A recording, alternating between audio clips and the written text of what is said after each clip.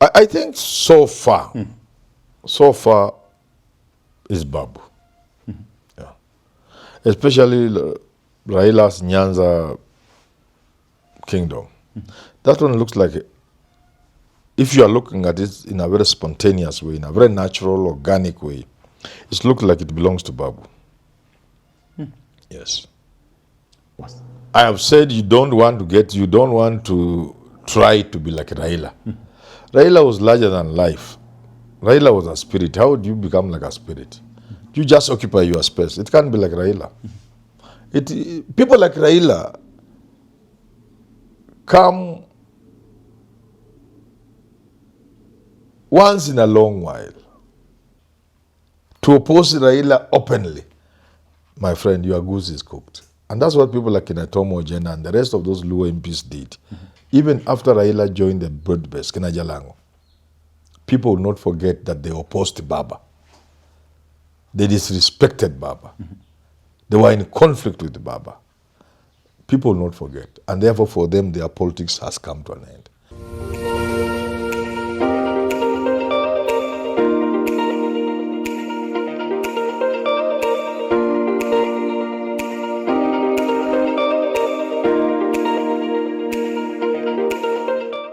Very good day to you, ladies and gentlemen. Welcome to another episode of the Candid Talk here on Herman Manyora's YouTube channel. My name is Evan Sokinyi. It's my pleasure to have you on board. I'm here with Professor Herman Manyora. Prof, how are you? I'm doing good.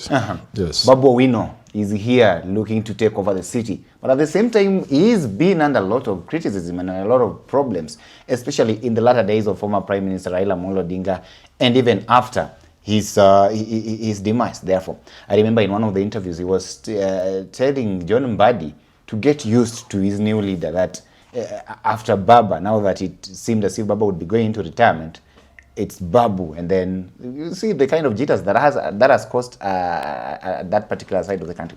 So he's here with his ambition of the city. At the same time, there is this debate about who then takes over from Raila. The idea of regional kingpins, especially that particular region, and of course a lot has been happening within.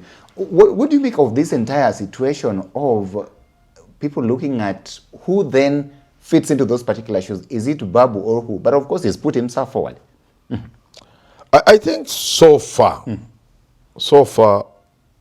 is Babu. Yeah. Especially Raila's Nyanza kingdom. That one looks like, if you are looking at it in a very spontaneous way, in a very natural, organic way, it looks like it belongs to Babu. Yes. Why? What then makes him The crowds can tell you. stand out? It's something you can't Is it just see. a matter of drawing crowds, or what is it? Yeah, of course. That's politics. It's about people. It's about numbers. And the numbers and the people are with Babu in Luo Nyanza. Yeah. I've seen a number of critics online actually go for his neck, up to a point where others were actually calling him an Indian, or so to say. And I was like, when you want something, people will call you names. And I'm like, really, what is this one? So, and then we also saw a situation whereby now Babu has to explain to the community that indeed I'm one of you. Our home is here in Siaya. That place is called Matar. Yes. And even the relatives had to come forward and bring this kind of idea. So all these things focusing around this place, and then they also go ahead to look at his family and poke holes on, you see the kind of debates. That's normal. That is normal. So how then? The moment you offer threat to people, they will go into things. Oh, this is this. Even they will say, even your children are not yours. Yeah. Your wife has got them with other man. They will say everything. And people, normally, that's normal in politics. So how then does he navigate? If you don't want people to say anything about you, don't go into public spaces. Yeah, don't. You try. And somebody was telling us somewhere, because there was something that funny had developed at home. Somebody was telling us, if you want to know whether you are your father's son or not, run for office. People will tell you, please, let's take you where you can run for office, not here. So, that's normal in politics. The moment you become a threat, people look for things on you and about you. It's normal. So, you ignore those and just soldier on. So how then does he navigate this? So that, there's nothing to navigate. the people, assuming he's any of those things they are saying, you think the people don't know? How then do you respond to how he has handled this? Because when they were talking of them questioning his origin, he had these people come forth and say, look, this is one of our own, this is our side. That's even Obama. People said Obama was not an American, didn't they? There was a huge debate in America, a huge conversation around whether or not Raila and any Obama was an American. So saying Obama is a Kenyan. Obama is a Muslim, almost an extreme. You know, when you are a threat to people, people say things. So me, I wouldn't think much about the things people are saying about Babu, because that's normal. But then again, there's that you can, if people say you are not from Siaya, there will be nothing wrong going home and telling people, hapa ni kwa Nancy, hapa ni kwetu. Yeah. So then that ends. Or you can ignore. You can continue with your business as usual. You can have activities that then, as a matter of just by the way, people can see you with your mother or you are outside your house at home, you know, but it shouldn't be something to preoccupy you. Yeah. When you look at him, and of course in his bid to try and fill those particular issues of Raila Amolo Odinga, do you see Babu as one who has what it actually takes to get to the levels where the former Prime Minister Raila Odinga was? I have said you don't want to try to be like Raila. Raila was larger than life. Raila was a spirit. How do you become like a spirit? You just occupy your space. It can't be like Raila. People like Raila come once in a long while. They are not normal people. And you know, people were arguing when I used to say, you saw when Raila passed on, other people have died in this country. Moi died, Kenyatta died, Moi died, Kibaki died. And others will continue to die. Yeah, people will definitely die. But how many of them will be received, including Tomboy was a Luo, so don't say Luos know how to mourn. Tomboy was a Luo. The emotions were very high. I remember myself crying, and I was in class 6 or something like that, primary school. What was it? I didn't even know him. So even from Tomboy, the emotions were very high. But there was nothing near this. Jaramogi died just the other day. People had thought Jaramogi dying, the world will stop. But look at Raila Odinga. Look at what happened. Look at what's going on even now. People are still trooping to Bondo to pay respect and even tribute and homage. What are you talking about? You can't replace a man like that. These people like Raila come once in a long while. And actually they are always a gift. They are always a gift to mankind. In traditional, in olden times, they came by different names. They could be medicine men, they could be like bones, they could be prophets, they could be things of that nature. These are not very normal human beings. So you believe that Raila belongs to that category of abnormal human beings? It's not abnormal, you know, that's not how... Not normal, okay, that's that's not how English works. English is not always binary. So you, when you are at the University of Nairobi, were you a regular student? Yes, of course I'm a regular. You are what we used to call a job. These days it's called COOPs. Yes. Government sponsored. Yes. And we call them regular. Yes. So the others are irregular.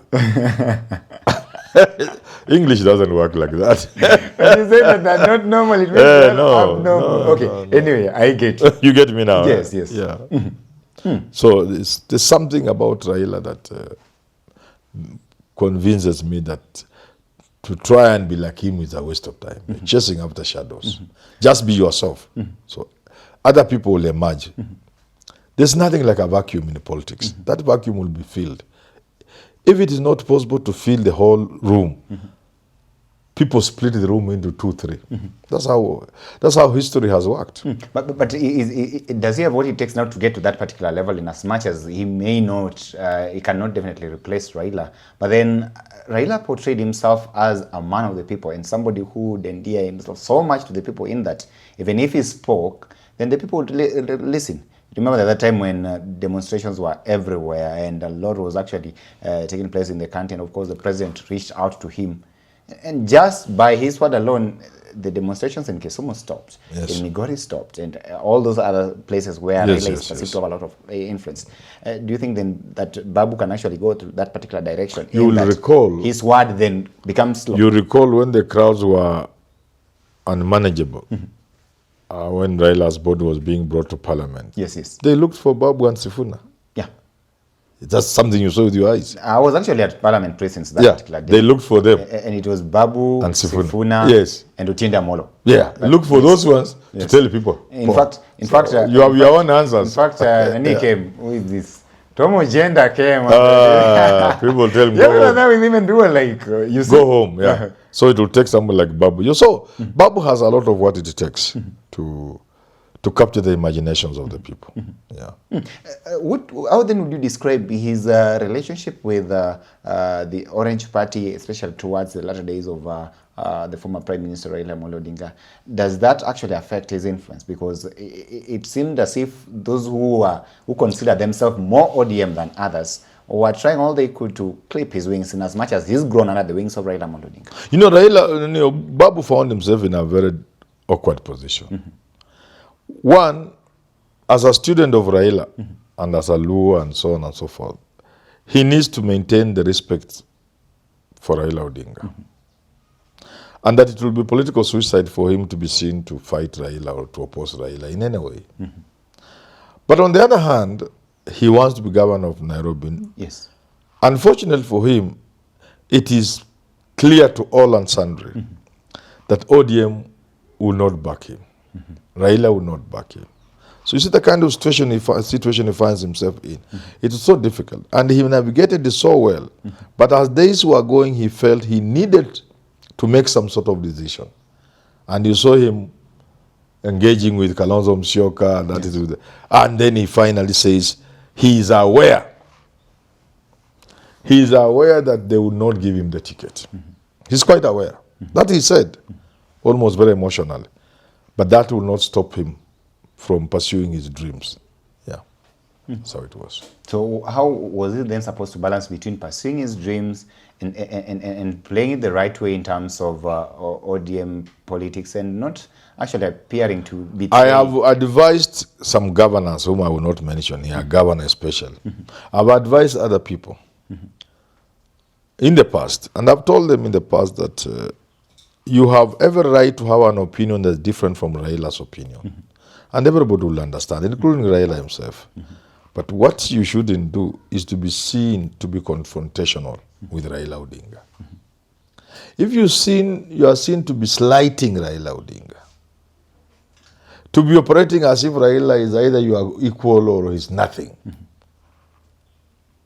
to oppose Raila openly, my friend, your goose is cooked. And that's what people like Kinatomo Ojena and the rest of those Luo MPs did. Even after Raila joined the broad base, Kinajalango, people will not forget that they opposed Baba. They disrespected Baba. They were in conflict with Baba. People will not forget. And therefore, for them, their politics has come to an end. But Babu was very careful. He never became confrontational with Raila Odinga. Even when Raila completely showed by word and deed that he was not going to support Babu for governor of Nairobi. So Babu navigated this thing very well. It's a testament of his skills. If you look at Luo history, most of the leaders were Moi leaders, Kenyatta, then Moi leaders, who were obviously in conflict with Jaramogi and the general Luo thinking. But look at Robert Ouko. He was able to navigate things so well, he didn't have to be in confrontation with Jaramogi or the general Luo thinking while supporting Moi. You can't compare that to J.J. Kamoto, to Kaliech or Mamo. People who in supporting Kenyatta or Moi were in complete conflict with the Luo nation and with the Luo leadership through Jaramogi Oginga Odinga. People who while supporting Moi, like J.J. Kamoto, were completely in conflict with the community interests. How then do you explain So how... Babu hasn't been that. Okay. How then do you explain how he handled the Rigathi Gachagua issue, especially during the impeachment process? We saw him the kind of, in as much as he did not come out to say clearly that he's voting no, but then how he handled that entire process and ended up seen as if sitting on the fence, or rather being here, or rather he did not particularly support that particular motion. That is the disagreement I'm talking about. Yes, and that is what you're talking about. Having an independent mind and an independent opinion on something that may be different from the general drift of the party and of Raila Odinga. Okay? But doing so in a manner that is not confrontational. So even then he handled the issue. So he was taking care of two things. One, not to appear to be in confrontation with Raila Odinga and the ODM in general.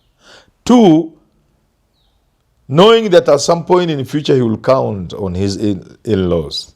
He will count on the Gachagua people for support in Nairobi. So you see, he's able to navigate those things. That's why I tell people, if you underrate Babu, that's your problem. He's a force. And in the fullness of time, people will come to agree with what I'm saying. Yeah. What do you make of how he's been handled within the inner circle of the Orange Party, leave alone Raila Odinga, the rest of the leaders who are there, and even right now, you know very well that Babu himself has said here that he's running for the city gubernatorial seat. Yes. And therefore, you can see the kind of relationship that he has to balance between interacting with guys like Kalonzo Musyoka, kind of course, the other members of the opposition, including Rigathi Gachagua, who the other day Wanga was talking of the line has been drawn, and therefore anybody who is going to that particular direction, they have nothing to do with such kind of people. So how then do you think this actually helps in terms of building him or rather destroying him, what we are looking at here within the Orange Party? Babu just have to deal with the dynamics of ODM politics and of national politics. Beginning with ODM, first of all, let's make one thing clear. Whether ODM gives Babu a ticket or not, a majority of the ODM membership in Nairobi are with Babu. So it doesn't really matter. But it's still important for him for his future political engagements and his dream of being the heir to Raila in Nyanza and perhaps national later. It's important for him to look at what's going on in ODM. What happens within ODM will determine to a great extent how he will navigate. Let us say, for example, who tells you ODM can't give Babu a ticket? Yeah. And actually, that's what I was actually wondering. Supposing the side of Kinasifuna prevail, they will give Babu the ticket. Yeah, supposing they prevail over Kena Oburu and Gladys Wanga, which is a possibility. Which is a possibility. They are the ones who call the shots by 2027. They'll give Babu the ticket. Highly unlikely possibility. No, highly likely possibility. Highly likely possibility, because that's the right way. That is the straightforward way. That's what the party constitution will provide for. If you follow the party constitution, if you follow the simple, the narrow and straight, the right way, the party will be in the hands of Sifuna and the rest. And those people can give the ticket to, will give the ticket to Babu Owino. So for Babu, then is a question of how do the dynamics within ODM play out. At the national level, Babu is also keen to see how does the opposition play out in terms of who becomes, do they remain united up to the ballot? And if the answer is yes, who is the ticket holder? Is it Kalonzo? Is it Matiang'i? Is it Eugene Wamalwa? Who becomes the flag bearer for the united opposition? First, does the united opposition remain united? Do they capture and carry the imagination of the country in a sort of wave or movement? And who is that person at the head of the pack? And that will determine a number of factors. If it is Gachagua, for example, just for example, it will be much easier for Gachagua to support Anan Kikuyu for governor of Nairobi. Much easier. But if it is Anan Kikuyu being supported by Gachagua and the rest, again you find that it might be easier for them to support a non-Kikuyu. So the dynamics are there like that. Yeah, those dynamics are important. If it's Kalonzo now, the flag bearer, and you align yourself with him and you are a Babu, you are almost home and dry, because then the Kamba people are all voting for you. Plus you are Luos and a few Luyas and a few other Kikuyus. You are home and dry. So whichever way you look at this Nairobi gubernatorial thing, Babu starts way ahead of the pack. You've talked of the possibility of him maybe getting the Orange Party ticket for that particular race. But then, in the absence of Raila Odinga, how attractive, how powerful, how influential is the Orange Party ticket in Nairobi? You see, Nairobi over 50% or 50% and slightly above is ODM. So your question is easily answered. With or without Raila? Yeah, if you get the ODM ticket in a right way and you are the right person, not in a crooked way. And first of all, when you talk of ODM, it must be ODM. It should not have split. Because if it has split and people like Sifuna have been kicked out, the Luya component in ODM will not be happy with what remains as ODM. So when you talk of ODM, let us assume it is one strong, united ODM. Having the ticket of ODM in Nairobi is as good as winning. Yeah. Unless they have given it to somebody else other than Babu. Yeah. We've seen. Okay, that makes a lot of sense. We've seen a lot of Luo leaders come forth. We've seen a number of them, especially those who play city politics, but still have influence on the ground. Of course, Raila played the city politics for a very long time, in as much as his father was a member of parliament for his home constituency. But then Raila was here in Lang'ata. Yes? Yes. And that is the kind of direction that we are seeing Babu Owino taking. But there is also a lot of foes of opposition from down there, from those who are on the ground, those who claim to be now the people who are close to the people, they have the touch with the people. How do you weigh in on this in terms of who then now has influence? Because even within Nairobi, we've got several of them. There is TJ Kajwang, of course, who is a member here. There's the other one, the member of parliament for Madare. But then why is Oluoch. it that, Anthony Tomo Oluoch, why is it that when we are now talking about this, then it's Babu now who stands out? It is ambition, it's charisma. It is capturing the people. Babu has captured the people. He has an ambition. He has a charisma. Yeah. Will this now, will the charisma and ambitions that he has actually propel him to even conquer the kind of opposition that may be coming from those who call themselves the ground people? Those are not ground people. Those are usurpers.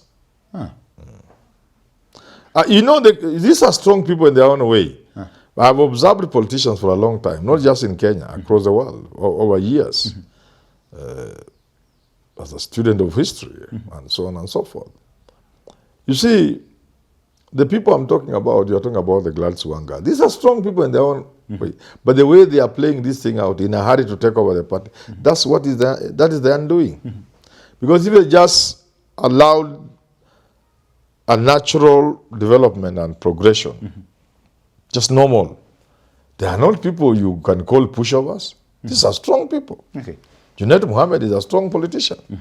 Opio Wanda is a strong politician. Gachagua is a strong politician. Mbadi is very strong. ODM chairman for a while, for a long time.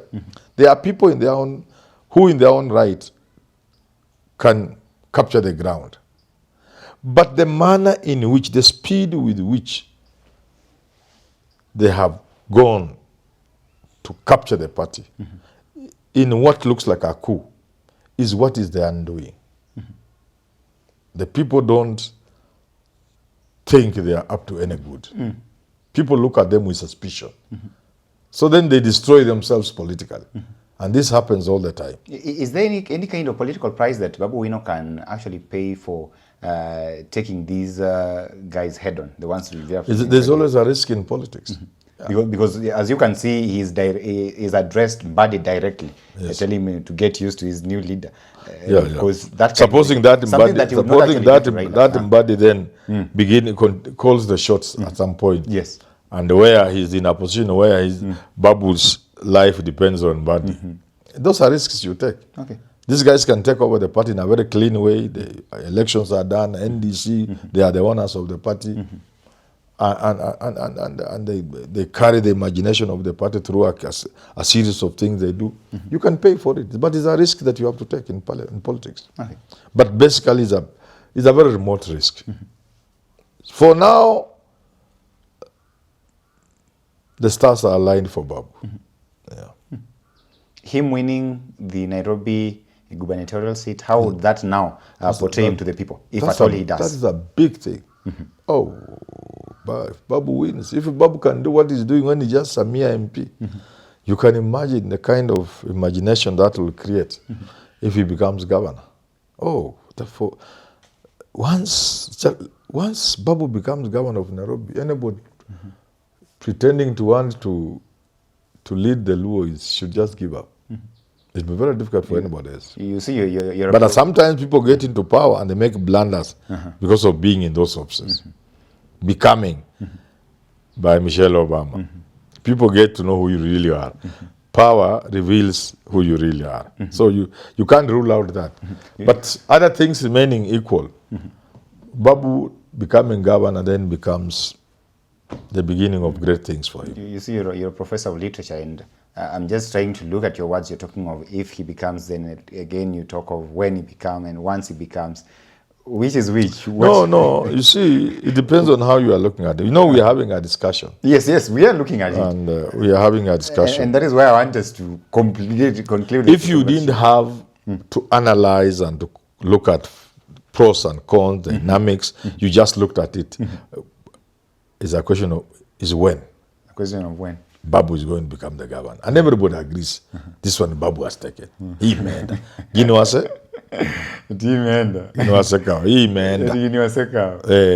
Babu. That you don't need to analyze, you don't need to think. You just need to know what's going on in the country. Babu is the governor of Nairobi. But the moment you begin to analyze, you bring other dynamics into the picture. Definitely. You look at other possibilities, other openings, other dangers, other threats to him. Then it becomes if. Okay. Yeah. Prof is saying a matter of when Babu Owino becomes the governor of this particular country. We are looking at that particular story and, of course, looking into his moves moving forward. Ladies and gentlemen, weigh in and tell us what you actually think. Do you think he'll be able to trounce the incumbent, of course, that is Governor Johnson Sakaja? If at all you're watching us for the first time, kindly subscribe to our channel here and be ready to engage us. You can talk to us. You can advertise with us if you have any company outside there or any other business, and we'll be more than glad to partner with you. Allow me stop for now. Thank you for watching. My name is Evans Okenye.